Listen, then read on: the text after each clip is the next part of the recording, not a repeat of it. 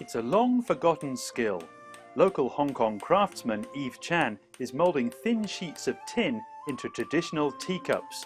It's one of many techniques on display at his workshop and jewellery store, which promotes handmade products from around the world.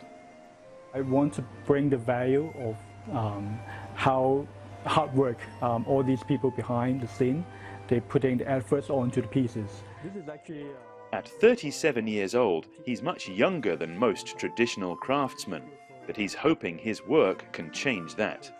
I already see more and more young people are devoting themselves into the industry, and I'm happy to see that.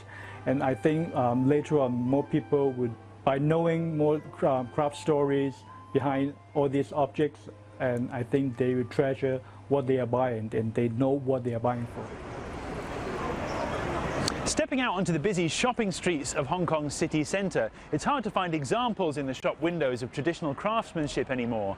But I'm going to go to the other side of town, where there's a place where traditional craft skills are very much the centre of attention. I'm visiting one of Hong Kong's oldest and most unusual museums. This is Sam Tong Uk. The name means three-beam dwelling, which is the original design of this 200-year-old house.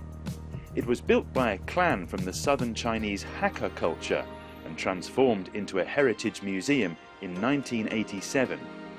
It feels like an adventure back in time just wandering through the structure of this house. There are alleyways and doorways everywhere you look, and as long as you don't mind getting lost occasionally, there's plenty to discover. A new exhibition here is showcasing a wide range of traditional skills, from wood carving and porcelain painting to techniques for making elaborate paper lanterns, flower boards, and even building entire theatres out of bamboo.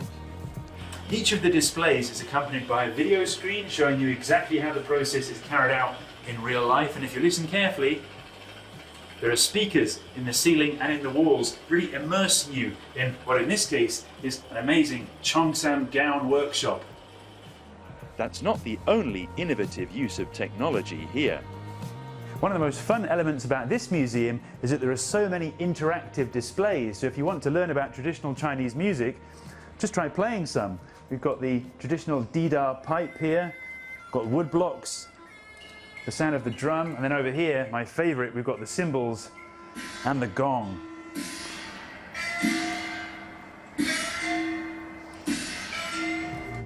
It's all part of efforts to break the mould of a typical museum experience. We open up the showcase. We let the people actually get close to the object, to the artwork, so that they can see for themselves what these items really are. For instance, the lion head beside me, you see really from the beginning and to the end, you see how they make the bamboo structure, and then they lay on top of the paper, and then they started to paint on top of the lion head, and then they decorate the lion head. And this is really for the people to actually understand what the craftsmanship is.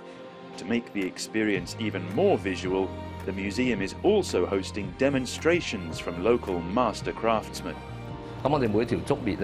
Each one of these bamboo strips needs to be hand carved to make sure it's smooth.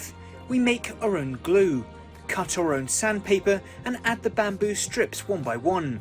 It requires a lot of skill to stick the paper on top of the frame neatly, which is crucial for making a beautiful lion's head. The exhibition's organisers hope it can not only celebrate the cultural history of these unique skills, but also help to spark more interest in traditional craftsmanship among a new generation of creative innovators just like Eve Chan. Richard Kimber for CGTN in Hong Kong.